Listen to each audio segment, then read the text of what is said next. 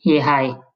So, welcome to my podcast, Minimalist Techie, and thanks to all the subscribers who are listening to this particular show, and thanks to all the readers who are on my website, sridhargargipati.substack.com. So, as you all know, mostly I do the audio recording of all my postings which I post over my substack.com website. So, let's get into this week's post, which was about uh, Generation Z, which is millennials, and a way of taking saying thank you in the week of the Thanksgiving week. And we'll talk more about multiple topics today, just like in other posts as well. Okay, let's start getting into it. So my very first topic is Generation Z. So Gen Z, basically, these are the group of the people who are born between 1996 to 2016, around that year range, and now they're somewhere around age 20 something, and they're getting into the workforce. So Bank of America did a research that Generation Z, zillennials, are going to take over millennials in the income category in next 10 years itself. So, even though without reading the research document, yeah, but I did read, read it. We already know that this generation born and brought up in the technology era have very strong opinion on tech they use, or especially the food, basically on Instagram or wherever they follow, right? They have very huge impact on the companies. So take example of tech, right? This generation has adapted to tech than anyone else. Rest of the generation must catch up in this space for sure. How much online shopping and the payment gateways are being utilized, which are mostly unknown to the oldest millennial generation itself. The apps like TikTok, which came under the security check in the USA and other countries, have Gen Z as the greatest number of users in their system. Just think in certain number of the apps which are so click and how much they're almost like they are the major percentage of the generation in their entire application, right? So that's talking about tech. Okay, at least I'm a user who don't even have a Venmo account or not to know all that. At least I'm a millennial myself, but I haven't heard. Yes, I heard those, but maybe I never needed to do transactions in that particular way. So definitely, I think that some of it I'm way behind. And income. So say their income is projected by many banks and many other studies as well that it is going to be higher than the prior generation. So yes, the way I see is the in no none of the economy are trying to struggling to keep the GDP around, and the packages are going higher because the inflation is going higher. The expenses are going higher because the sustainability is no longer the same as how it used to be decade before. So it is no, uh, I would say this is more simplistic projection. Even though they come back and say that yes, this generation is going to have a higher income, then I would say any other generation is also going to be in a higher income after a decade. But are they going to beat? And that we have to see based upon what skills they learn, right? So, especially talk about income part for a millennial generation. We have gone through 2008 financial crisis, which not just impacted that year, but also a couple of years later as well, because many employers have not given proper hikes. Even they had given hikes, they have restricted it to the prior comparison to prior years, right? In the prior years, in an organization, someone is getting 20% hike. Now, after the 2008 financial crash, later on, after 2010 as well, 2011 as well, they stopped giving the 10-20% hike. The hikes came down in every organizations lesser than that. So see, one thing is they have welcomed tech so much, the Gen Z, so which also comes at certain price, right? See, for sure will not make this generation itself who will be making higher income in the next decade. I would say in the next generation, every generation will try to work for a higher income jobs because expenses are going up and up. So it depends upon, I simply cannot say that this generation is going to win. I would say it depends upon whatever the generation the people would be, whoever will be adding more and more skills to themselves, and who can actually have a skill set to work in diversified jobs, right? So those type of people will able to definitely gain a higher income. So definitely hustle is on the way, baby. So if you, if someone is working right now just 9 to 5 job, I guess the future generation is going to change, I would say. Food. So take an example of Beyond Meat and Impossible Foods, right? So just look at this particular company's the stock market, or just look into their revenue as well. So see, vegan as a brand has existed since many years, and the fight is getting more and more against the harmful meat production nowadays, right? So vegan is no longer simply a known topic to some group of people. It has been marketized as well in every product which you look at it, right? So so it's not just one type of group of people now looking for an alternate food options, not just the people who wanted to be a vegetarian or who wanted to be a vegan, the people who are even the meat favor people as well. Now they're looking for alternate food options. Why not try for an alternate burger if that is good? Maybe it not be sounding as much taste as their top performing burger which they ate somewhere else, but not everywhere the meat is cooked in the same way, right? In some restaurant you can get a pretty good burger, in some way you get a mediocre burger. So these companies are beating that mediocre part very good, I would say. That's the reason people are trying to get ready for this alternate food options for every meat and dairy product, and companies are doing a lot of strong marketing as well. And the stock market, if you look into last 2 3 years of history, these companies gives you a best visualization about what's going on. See, I would say generation Z would definitely disrupt many companies for sure. See, as this generation has access to any information on their phone and who they follow. We can also argue that technology is making these disruptions rather than the generations, right? Because it's not like that certain technology right now in the market is only utilized by one younger generation. It is utilized by people in 20s, 30s, 40s, 50s, 60s as 70s. Right? People are still coming into the workforce, even the late uh, baby boomer generation as well. So link to this particular article, I'll paste it in the show notes. You can have a look at it. So one surprising thing which is out of that particular link was 9 out of 10 in the Generation Z population, Gen Z population is from a developing countries. So from China or Mexico. So they are from a developing countries. India, I would say, not China, India actually. So this will be interesting to see how they will impact the Asian region with China and India ever growing population. China losing, mm, China has less number of younger generation people. India having 20% of this Gen Z population. And let's see, this is the same case when India was also having, when I was starting in a millennial in 2006, 2007 into the job market. Even that time as well, there was this particular talk that India has a higher adult generation. So I guess everyone is trying to make themselves bigger in this economy, but we'll see. Definitely, this is a good trend with the developing countries holding this younger generation. Next decade will be interesting to see how the job markets, immigrations, etc., would turn around across all over the world. That is definitely a one uh, good chart to look at it a decade later, I would say. All right. So moving on to the second topic. So out so second topic, right? These days I'm more interested into one letter words or 2 letter words because I have a 1 year old at home. So I concentrate on those small words a lot nowadays. So especially thank you, right? Yes, they are two simple words, thank you, yet most powerful words. So there's nothing much from a blogging perspective to say about, but I'm adding this into this particular week post just to remind myself and everyone.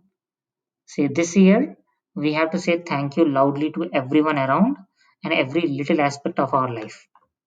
In last week post, we talked about showing greater gratitude in the same lines. These are the most simplest words one can use in everyday conversations, and not just saying it to others. say it to yourself as well. See, every one of us will have some high level of stress always in life. However long one has meditated in their life, there will be some level of stress always be there. So, as it will help us to work towards our goal, right? So, stress actually helps in order for us to work toward our goal. I remember once saying what Steve Jobs said uh, earlier. So, if you are working on something really exciting that you really care about, you do not have to be pushed. The vision pulls you. Yeah. I'm going to paste that note by Steve Jobs in the show notes for your reference. See, with my 16-month-old at home, this Thanksgiving week, I am reminding myself to say these two powerful words, thank you, very often from now onwards in my conversation and to myself. And I recommend every one of us to do the same. And this year, definitely, we have to say to much greater audience in the world, right? Also, you, my reader, my minimalist techie podcast, if you are listening to it, definitely a, a pretty big thank you to you. And see, on Substack, this is my 20th post, and I have shared many archives from my prior blog spot here as well. We have done some 11 podcasts so far. This is 12th, and literally a very big thank you to each of you as my reader or as my listener on my podcast. Thank you. Let's move on to the third topic. Okay, this is about topic about definitely COVID situation, and mm, so basically like the winter is coming. So I titled this as things to do more. Yes, everyone have things to do, but I see this winter we have a lot. We have to prepare a bigger list.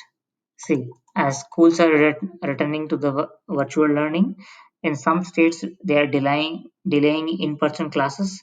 Multiple states are sharing travel restrictions as the Thanksgiving long weekend is ahead in US, and US states are taking soft discussions on lockdown, whereas European side data is out that the lockdown restrictions are helping. So CDC this week confirmed that they have looked into the detailed data from last 4 to 5 months, and they said that yes, the mask have hugely helped in avoiding the spread. See, and also in this last couple of weeks itself, two companies came up with 95% effective vaccine results.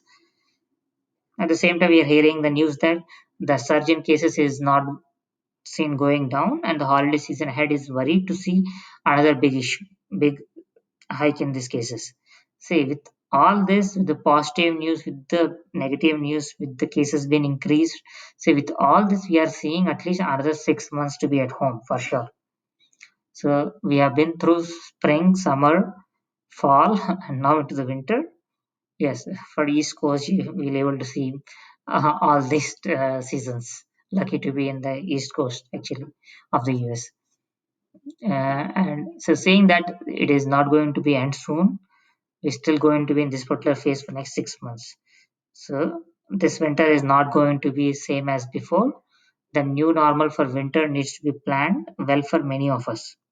See, summer allowed us our list little bit easy, I would say, because as we had access a lot to now outdoors for quick walks, runs, biking around the neighborhood with masks on. But now with the cold winter, especially people who are in northeast of US or if you are somewhere in the world where it is pretty coldest, hitting 35 Fahrenheit already in November, right? Or 0 degrees centigrade in as per centigrade, and definitely limit the we have to limit the outdoor access as the climate is much more cold, and as it will get more cold there is a more chance of catching a cold quick, and at this point of time catching a cold risking your immunity, right? This is something not a nice to have right now, because so and previously in winter you remember mall walkers.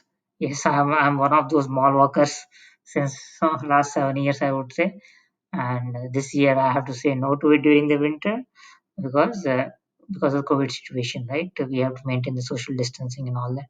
So we must do more things right now. Uh, we have we'll be at home even more. So I thought This is from one of my prior article where my wife talked about how exactly you enjoy your alone time. And sometime when she goes for vacation for 1 month, 2 months, when I'll be at alone, mostly I spend my time pretty well. I have my own schedule. Even for fun, I maintain a schedule. Even for reading, I maintain a schedule. Even for writing, I maintain a schedule. So, yeah, mostly I stick to some schedule so that I'm always out of it. So, definitely, this new normal is definitely not going to make a similar normal winter for us. This is going to be different for sure. So I'm just sharing some couple of things which is apt from my end. What we have to do a little bit different for this particular winter. So because we'll be at home more. So every week I post my Substack link. At least one person is reaching out, and we are having great conversations, I would say. So this given me a thought to connect with at least one friend every week whom I have not connected since very long, right? So a couple of these people who are reaching out, see, all these people are already as in a connections in my social platform, and we actually connect at least once in a year over a call, and we end up talking for an hour or 2 hours sometimes, and about all the things which happened in last 1 year. We know we are pretty good friends during our uh, prior years, but now things we are in different continents and things have been changed. We are still good contact. We are there on our social platform, but we are not often talking like how we used to talk earlier, right? As you talk to your college friends every day, right? As you're in college, but now you move on to your jobs. Everyone is having their own families. We know we are very pretty good friends still, but you hardly connect even week. Forget about weekly. I'm saying you won't even talk to your closest friends in 6 months as well sometimes, right? So I'm not saying you're out of contact. Yes, even I talk to some of my friends only once in a 6 months, and but we still have the same connection. So I'm just thinking because of my Substack, people are trying, they are reaching out, and I'm also responding well, and we are having good conversations. So my shout out, if you'll be at home, look at your particular social network, remind yourself of your prior years, all your yesterdays, so that in tomorrow's you can contact them. So I would say send a quick email to check one's availability because everyone might be busy. People who are so much accessible to you when you're in college, now people are into their jobs and having their own families. So do check over a text or else drop an email, making sure that they are open for quick conversations. And see, writing an email sounds pretty old to someone, but ask my prior generation who are actually writing letters to someone. They will share you how much connection it shares.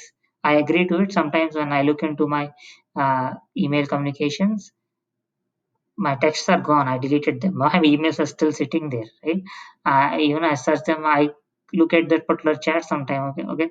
Look at it, say that okay, this is what we were discussing in almost a decade ago. So yeah, email is one way of uh, writing letter nowadays. So drop an email or drop a text or pick that phone and take some time this weekend and every weekend to make a call to someone whom you are well connected in the past and still things to be connected but have rarely spoken in the last few years, right? So try to take time out of your schedule and have that connection, and so this is going to make you much more delightful. And we talk about the conversations at home or the conversations done over a phone or at work. Remember, listen more. See, do know listening is an act of love. So as you listen more, the richer conversations will be. I just thought of reminding it. Please make sure don't do your own blah blah. Listen to the other person as well, right? And find meanings in the activities you do as we be more at home. See, either it is work or home tasks, whatever it is, find meaning specially in them. So you will be more engaged in your activities, and this new normal will just look normal to you. Okay. Yeah, we have been doing it in summer as well, but I would say winter is different. Summer you had a quick access to. You could go for a 1 hour walk outside and come back.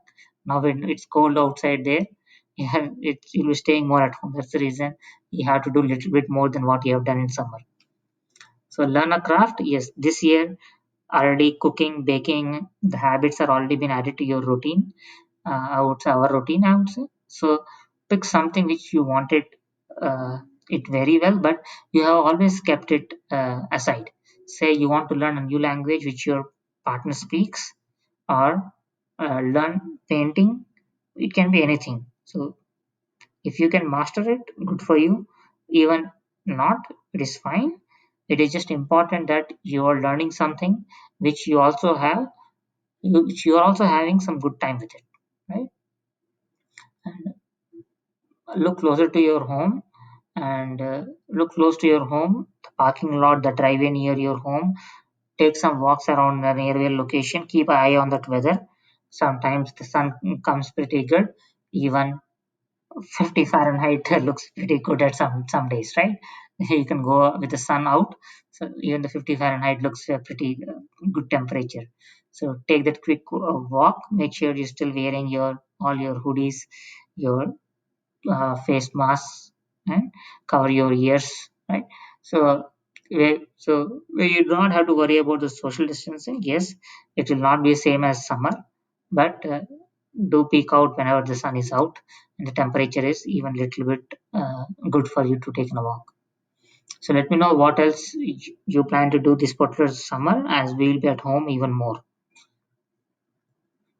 All right. So fourth topic, yes, these are the quick topics from the the visualcapitalist.com from a particular website where I was reading a couple of the articles, and this particular website gives a description of particular topic whatever they do in a pretty good detailed charts.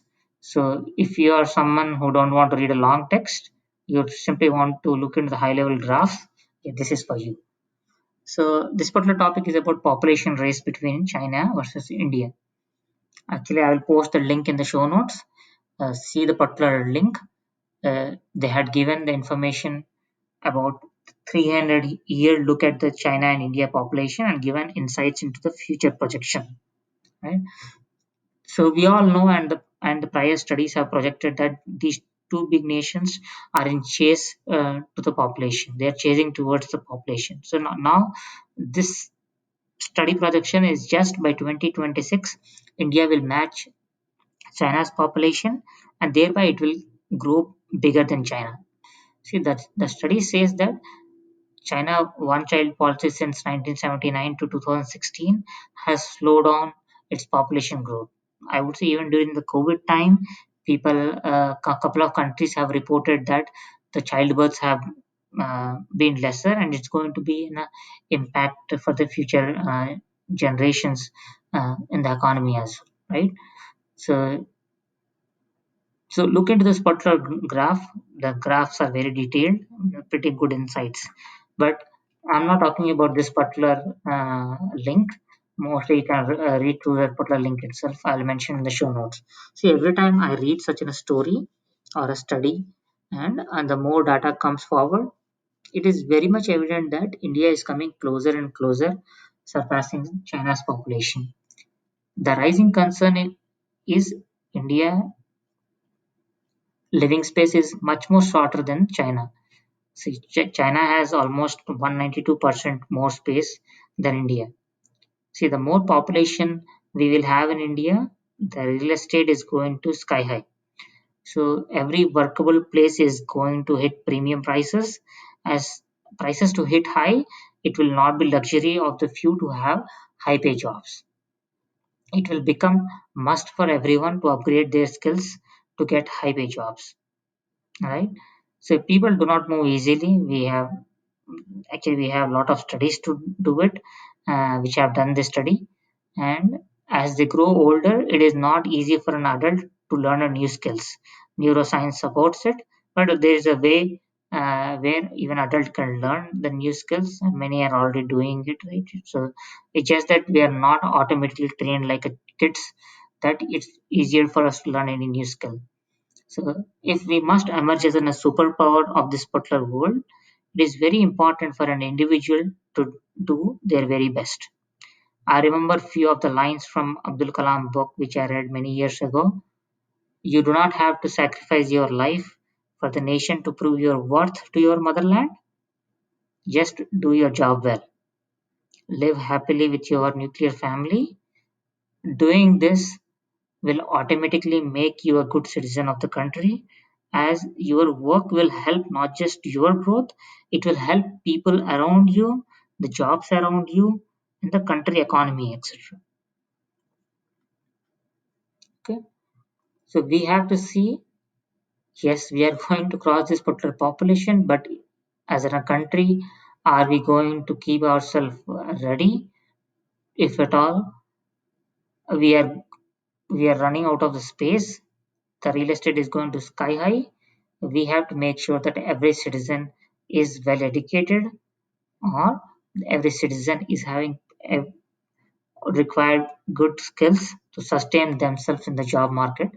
And so it's no longer a luxury of very few people to have certain skills and earn high income jobs. It will become a necessity for every individual, actually, right? So fifth topic is our values define us. See, our values defines us. We all do many things in our life, but in every aspect we will bound to our values. Family, relationships, personal growth, loyalty, respect, honesty, equality are few of many of the human values which we care for.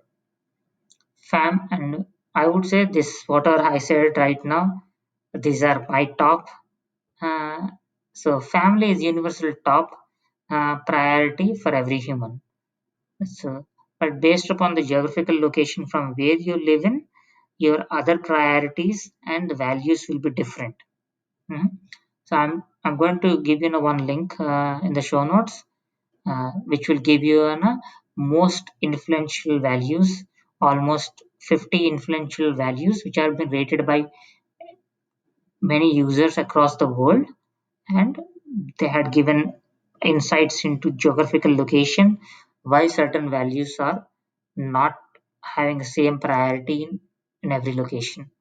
But family is definitely is a topmost value for irrespective of which geography you belong to. But look into the other aspects, you will be surprised. See from the link, the top 10 universal values which defines us. My top values I mentioned above are surprisingly all not in the top 10 list, which were like relationships, personal growth, loyalty, respect, honesty, equality. So these are a couple of my top 10, I would say, and most of my top 10 are not even there in the entire world geographical top 10. So honesty is pretty important to me, but I guess based upon the geographical location, the data shows that honesty is not important for people in different geographies, because other priorities based upon their living conditions, right?